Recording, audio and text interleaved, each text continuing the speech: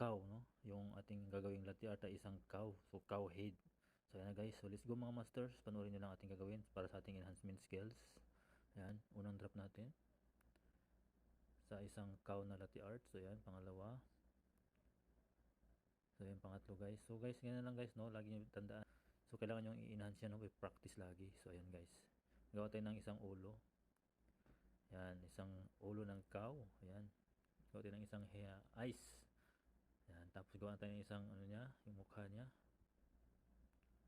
So, yan lang guys, kabilis no ang ating latte art. Araw-arawin niyo lang pag latte art ang inyong mga skills para hindi niyo makalimutan. So yan. Gawa tayo ng isang horn. Yan. Gawa tayo ng isang sungay niya. Pagkatapos yan guys, ay inumin simple natin yan, inumin natin para hindi masayang yung ating kape. Yan, patapos na tayo guys no sa ating latte art na cow. Drink na guys no. So tara, atin ang inumin yan.